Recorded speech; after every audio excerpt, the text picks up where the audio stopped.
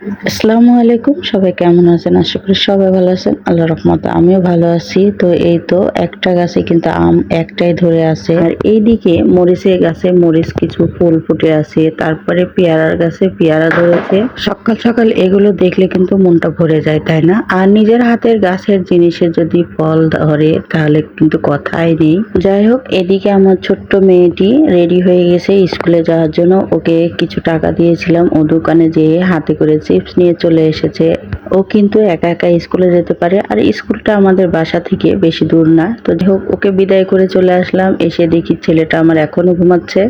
ও না ঘুমিয়ে থাকলে আমার এতটা শান্তি লাগে কি বলবো।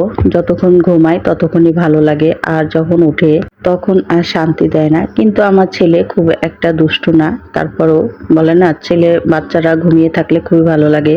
উঠেছে, উঠে কিন্তু কিছু না কিছুই চায়। সকালবেলা উঠেই বলবে আমার খিদে লেগেছে, কিছু আছে?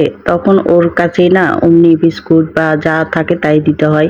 আর এদিকে ঘরের অবস্থা খুবই খারাপ। ওর বিস্কুট টিস্কুট খাওয়া হয়ে গেছে। তারপরে চলে আসছি ঘরের বিছনার চাদর তুলতে। আসলে অনেক দিন ধরে বিছনার চাদরটা পেরে রেখেছিলাম, তোলাই হয়নি। ও ময়লা হয়ে গেছে, এই জন্য উঠায়ে আবার নতুন একটি চাদর পারবো। আর তোমাদের সাথে কিছু কথা শেয়ার করব। তো আমার পোড়া কপাল, কি বলবো, আমার ঘরে যদি কোনো কিছু নষ্ট হয়, একটি নষ্ট হয় না, তার সাথে আরো অনেকগুলো নষ্ট হয়। কিছুদিন আগে একটি ফ্যান নষ্ট হয়েছে, তারপরে রাইস কুকার নষ্ট হয়েছে, আবারও ফ্রিজ নষ্ট হয়েছে। কি বলবো বলেন, ছোটখাটো জিনিস নষ্ট হলে সেগুলো ঠিক করা যায়। আর রাইস কুকার, ফ্যান এগুলো কিন্তু আমি দোকানে দিয়েছি ঠিক করতে, এখনো নিয়ে আসা হয়নি। কিন্তু প্রয়োজনীয় জিনিস যেটা হচ্ছে আমার ফ্রিজ, সেটা কিন্তু আমি এখনো ঠিক করতে পারছি না, আর পারবো না।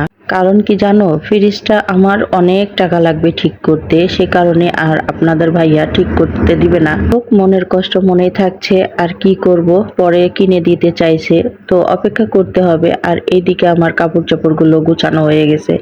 আজকে ছেলেটা আমার বাড়ি থেকে যায়নি, ঘর থেকে। আসলে ও সকালে থাকে না, বাহিরে একটু ঘুরতে চলে যায়, কিন্তু আমার কাছাকাছি আজকে আছে।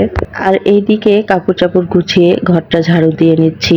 আর কি বলবো বলেন তো, মধ্যবিত্ত পরিবারের জন্ম নেওয়া আর মধ্যবিত্ত পরিবারে বিয়ে হওয়া, আর মধ্যবিত্ত পরিবারের মানুষরা তো বুঝতেই পাচ্ছেন যে কোনো জিনিস নষ্ট হলে দ্বিতীয়বার কিনতে গেলে 10 বার ভেবে তারপরে কেনার সিদ্ধান্ত নেওয়া হয়। তো ফ্রিজটা নষ্ট হয়ে গেছে, এটা তো আর তাড়াতাড়ি কিনতে পারবো না।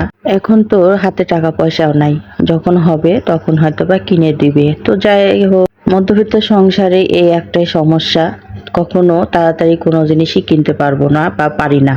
যাই হোক, আল্লাহ যা করে ভালোর জন্যই করে। তো এই যে দেখুন, আমি কিন্তু ছাড় দিয়েছি, আর আমার ছেলেটা কি করছে, আমার পাশে পাশে খালি ঘুরছে। ওকে বলছিলাম তুমি বাইরে যাও, একটু খেলা করো। ও কিন্তু সারাদিন বাইরে থাকে, রোদ দেখে না, গরম দেখে না, ও সারাদিনই বাইরে ঘোরাঘুরি করে। মাশাআল্লাহ, আমার ছেলেটা কিন্তু অনেকটাই ভালো, অতটা আমাকে জ্বালায় না। তারপরেও বলে না, ছেলেরা একটু, বাচ্চারা যদি দূরে দূরে থাকে তো মায়েদের জীবনে শান্তি থাকে। যাই হোক, আমার ছেলের জন্য সবাই দোয়া করবেন। তো এইদিকে আমার ঝাড় দেওয়া হয়ে গেছে। তো এই যে রান্না করার জন্য কিন্তু আমি আমার চুলাটা ঘরে নিয়ে এসে রেখেছি। কি করব বলেন, রান্নাঘরের যে বোর্ডটা সেটাও কিন্তু নষ্ট হয়ে গেছে। এই বোর্ডে রান্না করাই যাবে না, পুড়ে গেছে। আর এই টেবিলটার উপরেই কিন্তু আমি রান্না করতাম কারেন্টের চুলাটা রেখে। আর এই দিকে আমার এই যে নষ্ট ফ্রিজটা, আসলে দেখতে খুবই সুন্দর ছিল, আমার না খুব ময়া লাগছিল জিনিসটা দেখে। তো আপুরা সবাই বলবা আমি এখন কি করব, ফ্রিজটা ঠিক করব না নতুন একটা ফ্রিজ কিনবো। তো যাই হোক, এদিকে আমার কাজটা সবকিছু সারা। আর এই আজকের ভিডিওটি এই পর্যন্ত। আল্লাহ হাফেজ।